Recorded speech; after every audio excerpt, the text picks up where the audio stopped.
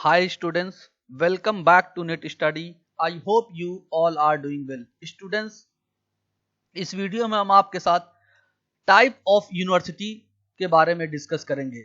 इससे पहले हमने 3 क्लास स्टूडेंट्स लिए हैं। अगर आपने उसको नहीं देखा है तो उसका लिंक हम वीडियो के डिस्क्रिप्शन बॉक्स में दे देंगे, उसको जरूर देखिए। स्टूडेंट्स, ये हमारी हायर एजुकेशन से रिलेटेड क्लास चल रही है। ये आज का हमारा ये चौथा क्लास है। इसमें हम आपके साथ डिस्कस करेंगे टाइप ऑफ यूनिवर्सिटी, यानी इंडिया में यूनिवर्सिटी कितने तरीके की मेनली होती है, उसके बारे में हम आपके साथ यहाँ पे डिस्कस करेंगे। तो इसी के साथ साथ स्टूडेंट्स, अगर आपने टेलीग्राम चैनल को ज्वाइन नहीं किया है तो ये इसका लिंक है, आप यहाँ से ज्वाइन करें ताकि आप ज्यादा से ज्यादा क्विज को प्रीवियस क्वेश्चन को अटेम्प्ट करें। अच्छा, इससे होता क्या है, क्यों हम इस पे बार बार जोर दे रहे हैं इसको कि आप ज्वाइन करें और प्रीवियस क्वेश्चन को अटेम्प्ट करें, क्योंकि प्रीवियस क्वेश्चन से जो होता है आपको एक आइडिया मिलता है कि किस तरीके से हमें प्रिपरेशन करनी है और किस तरीके से जो है इसको मतलब अच्छे तरीके से कम समय में तैयारी करनी है। और स्टूडेंट्स, हम पेपर 1 के लिए जो है यहाँ पे सभी पीडीएफ वगैरह प्रोवाइड कराते हैं और डेली बेसिस पे हमारी ये वीडियो भी उसी के साथ साथ आती है। आइए स्टूडेंट्स, बिना टाइम वेस्ट किए हुए देखते हैं हम कितने तरीके की यूनिवर्सिटी इंडिया में है मेनली, और हम इसको एक एक करके डिस्कस करेंगे। सबसे पहले स्टूडेंट्स, अगर बात करें कि इसमें यूनिवर्सिटीज दी गई हैं कि जो इंडिया में पूरी यूनिवर्सिटीज हैं वो कौन कौन सी हैं। मेनली स्टेट यूनिवर्सिटीज होती हैं, डीम्ड टू बी यूनिवर्सिटी होती है, सेंट्रल यूनिवर्सिटी होती है और प्राइवेट यूनिवर्सिटी होती है। 4 तरीके की ये यूनिवर्सिटीज है। हम इसको डिटेल में आपके साथ यहाँ पे डिस्कस करेंगे। सबसे पहले स्टूडेंट्स, ये बिल्कुल नई लिस्ट है यूजीसी की तरफ से, हमने वहीं से ये इसको डाउनलोड किया है, यानी वहीं से ये सोर्स है, यूजीसी के सोर्स से ये लिया गया है। देखिए, 4 तारीख थी और कौन सा महीना था, तीसरा, और 2022 की, यानी बिल्कुल लेटेस्ट है। आपको ये बातें पता होनी चाहिए कि टोटल जो यूनिवर्सिटीज हैं वो कितनी हैं। कौन सी स्टेट यूनिवर्सिटीज 444 हैं, और अगर डीम्ड यूनिवर्सिटी की बात करें तो 126 यूनिवर्सिटीज है टोटल, और अगर सेंट्रल यूनिवर्सिटीज की बात करें तो 54 यूनिवर्सिटी इस वक्त है पूरे इंडिया में, जो कि गवर्नमेंट ऑफ इंडिया की द्वारा है। इसको सेंट्रल यूनिवर्सिटीज को यूनियन यूनिवर्सिटीज भी कहीं कहीं लिखा होता है। आप इसको, दोनों एक ही चीज है। अगर बात करें प्राइवेट यूनिवर्सिटीज की, टोटल प्राइवेट यूनिवर्सिटीज कितनी है इंडिया में, 403 यूनिवर्सिटीज हैं। अगर जब इन चारों टाइप की, यानी चारों तरीके की यूनिवर्सिटीज को हम मिलाते हैं तो हमारा नंबर निकल के आता है 1027 यूनिवर्सिटीज हैं टोटल इंडिया में। टोटल यूनिवर्सिटीज कितनी है, 1027। ये आपको बात स्टूडेंट्स पता होनी चाहिए, क्योंकि कभी कभी एग्जाम में इससे भी क्वेश्चन पूछे जाते हैं। अगर ये दूसरी लिस्ट है स्टूडेंट्स, इसमें कुछ नहीं है, बस ये दिया गया है कि जो यूजीसी एक्ट है 1956, यूजीसी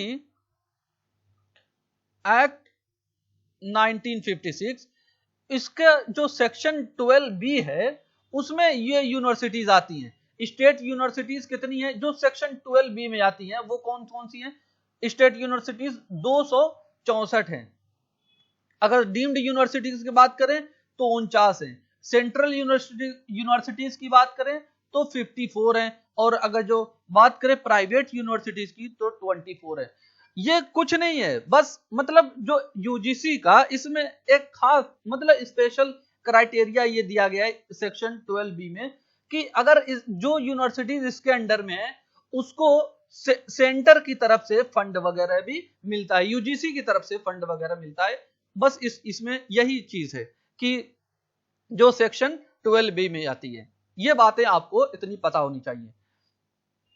मेनली क्या है स्टूडेंट्स, आपको ये बातें यहां पे पूरी पता होनी चाहिए। आइए स्टूडेंट्स, हम एक एक करके सभी यूनिवर्सिटीज के बारे में आपके साथ डिस्कस कर लेते हैं।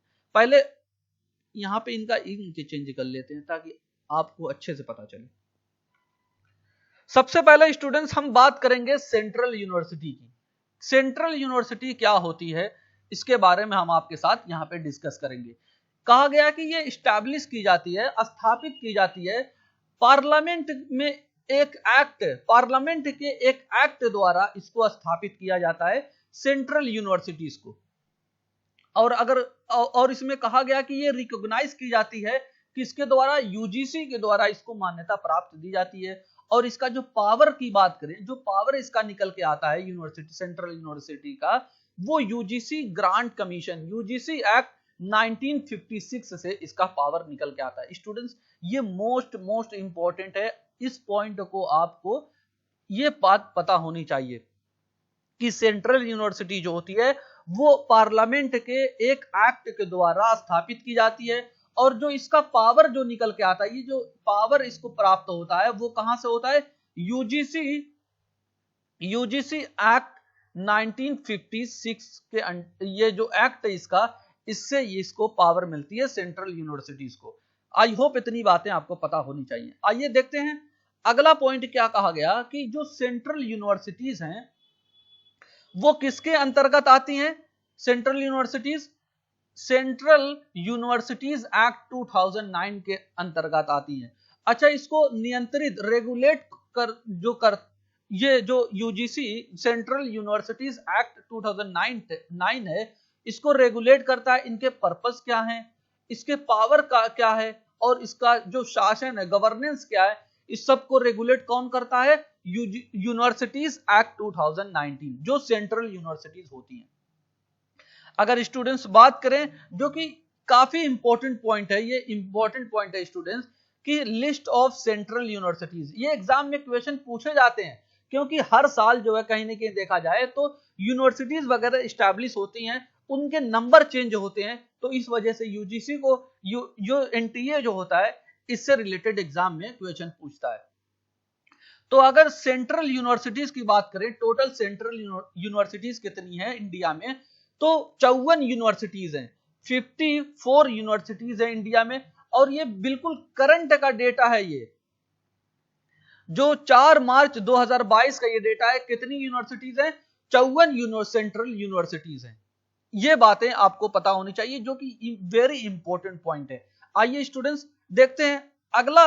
हमने सेंट्रल यूनिवर्सिटीज के बारे में समझ लिया कि क्या होती है सेंट्रल यूनिवर्सिटीज, पार्लियामेंट के एक एक्ट के द्वारा बनाई जाती है। इसको यूजीसी जो होता है का जो एक्ट है वो यूजीसी इसको रिकॉग्नाइज करता है। अब हम आपके साथ डिस्कस करेंगे स्टूडेंट्स स्टेट यूनिवर्सिटीज के बारे में कि एक स्टेट यूनिवर्सिटीज क्या है।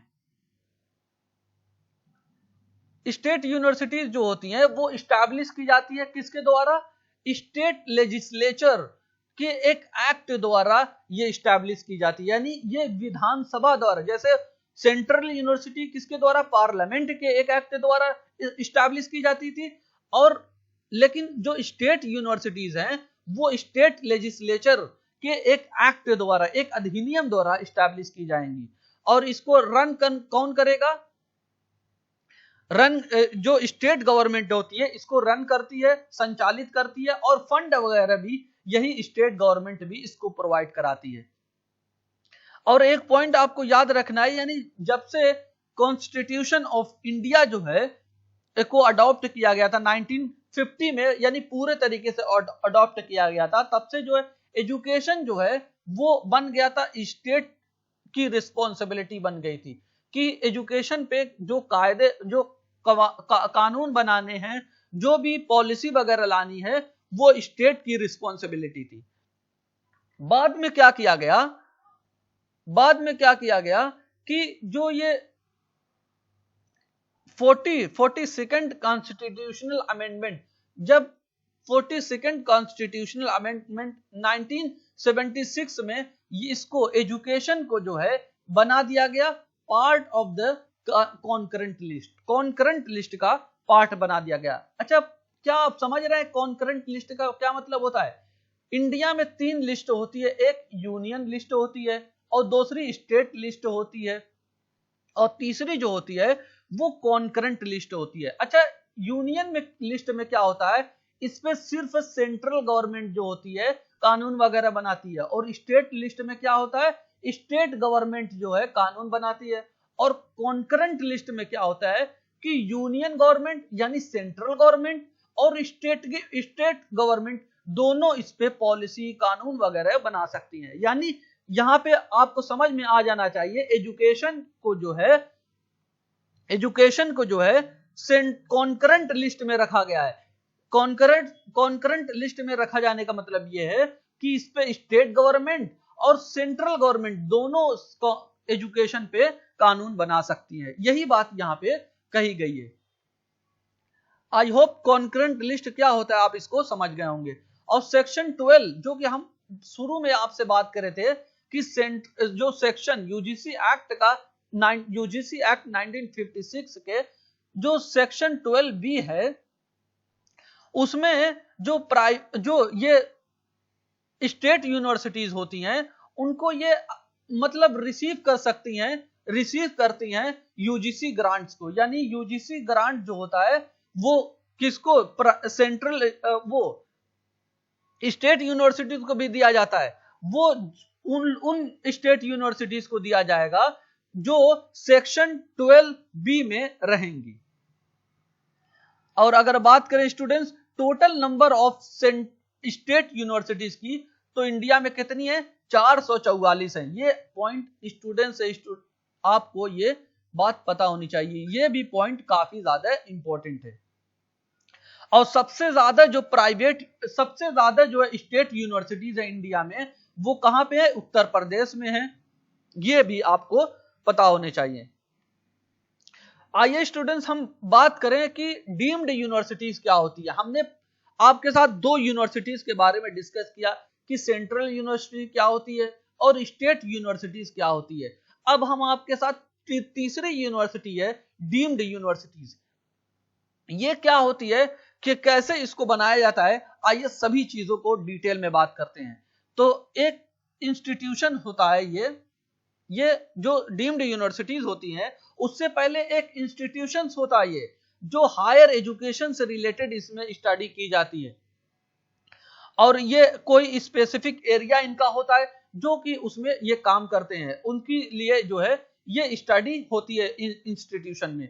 और इसको डिक्लेयर किया जाता है डीम्ड यूनिवर्सिटीज कब, किसके द्वारा, सेंट्रल गवर्नमेंट के द्वारा। किसकी रिकमेंडेशन पे, यूजीसी की रिकमेंडेशन पे इसको सेंट्रल गवर्नमेंट के द्वारा जो है डीम्ड यूनिवर्सिटी का दर्जा दिया जाता है। और ये सेक्शन मोस्ट इंपॉर्टेंट पॉइंट है ये स्टूडेंट्स, सेक्शन 3 के अंडर, सेक्शन 3 में जो है यूजीसी एक्ट 1956 के सेक्शन 3 में इसको डीम्ड यूनिवर्सिटी का दर्जा दिया जाता है। ये पॉइंट आपको पता होनी चाहिए, काफी ज्यादा इंपॉर्टेंट है स्टूडेंट्स। आइए और इसके बारे में क्या है डीम्ड यूनिवर्सिटी के बारे में कि जब इनको डीम्ड यूनिवर्सिटी का जो कोई भी इंस्टीट्यूशंस हैं उनको जब डीम्ड यूनिवर्सिटी का दर्जा मिल जाता है तब ये फुल ऑटोनॉमी इनको मिल जाती है। किस चीज में फुल ऑटोनॉमी मिलेगी, उनके जो कोर्सेज डिजाइन कर रहे हैं, जो सिलेबस क्या रहना है, या एडमिशन और उसकी जो फीस है इंस्टीट्यूशंस की वो क्या रहनी है, इन सभी के बारे में जो है इंस्टीट्यूशन डिसाइड करता है। उनको फुल आजादी मिल जाती है, इन सभी का स्ट्रक्चर क्या रहने वाला है इसको डिजाइन करता है। कौन सा एक इंस्टीट्यूशन होता है वो खुद अपने ऊपर कोर्स को डिजाइन करता है, सिलेबस बनाता है, एडमिशन का क्या क्राइटेरिया है, क्या प्रोसीजर है, सारी चीजें जो होती हैं वो डीम्ड यूनिवर्सिटीज को मिल जाती है जब एक इंस्टीट्यूशन को डीम्ड यूनिवर्सिटी का दर्जा दिया जाता है।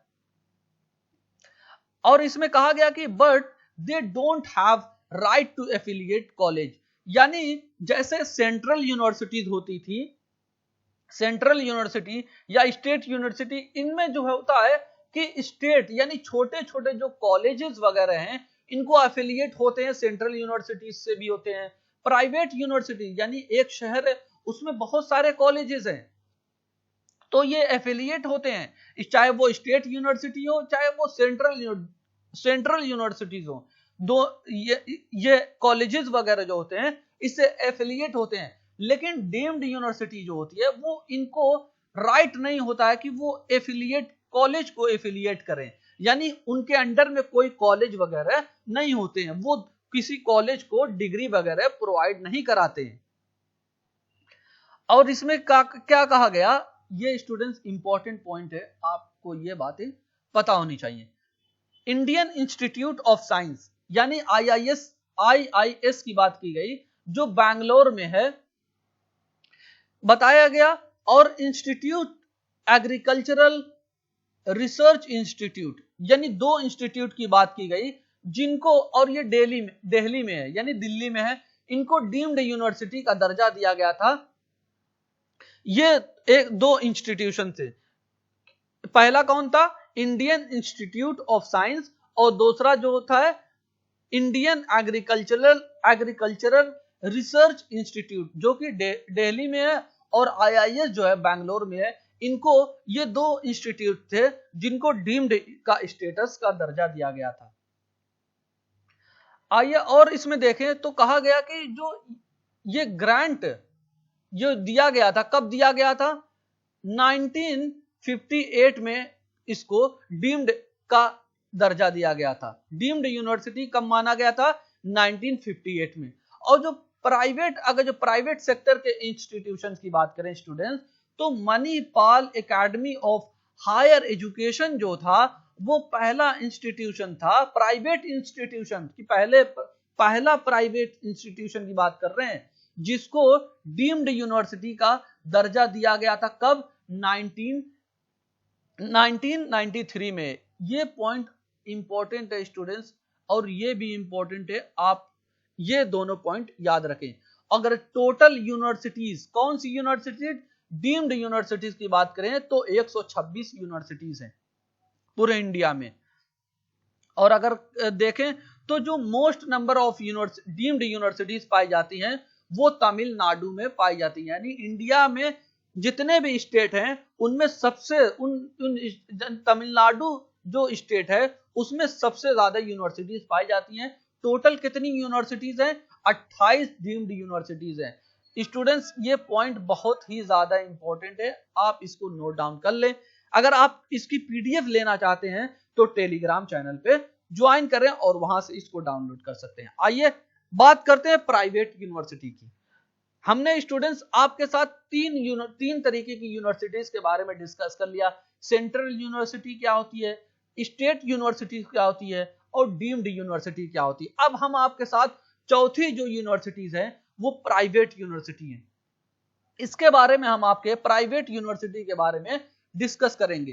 तो इसमें कहा गया कि ये रेगुलेट की जाती हैं, जो यूजीसी इसको रेगुलेट करता है प्राइवेट यूनिवर्सिटीज को।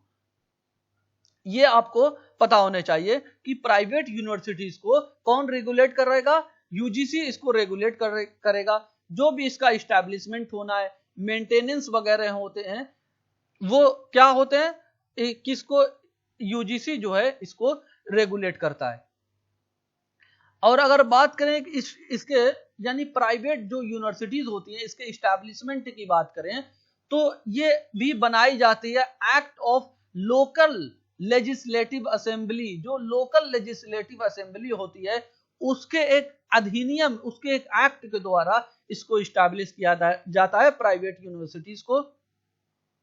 आपको ये बात पता होनी चाहिए। और यूजीसी जो होता है, समय समय पर जो है इसको कितनी प्राइवेट यूनिवर्सिटीज हैं उनको देता रहता है, पब्लिश वगैरह करता रहता है। अगर यूजीसी पब्लिश करता है रेगुलरली, यानी अपडेट्स वगैरह, ये जो यूजीसी जो होता है इसको देता रहता है कि प्राइवेट यूनिवर्सिटीज की कितनी संख्या है इंडिया में, सभी यानी पूरी यूजीसी जो होता है एक लिस्ट के थ्रू यहाँ पे पब्लिश करता है। और अगर बात करें कि 4 मार्च 2022 तक कितनी प्राइवेट यूनिवर्सिटीज है इंडिया में, तो स्टूडेंट्स ये पॉइंट आपको पता होनी चाहिए। टोटल 403 यूनिवर्सिटीज हैं, प्राइवेट यूनिवर्सिटीज हैं, कहां पे, इंडिया में।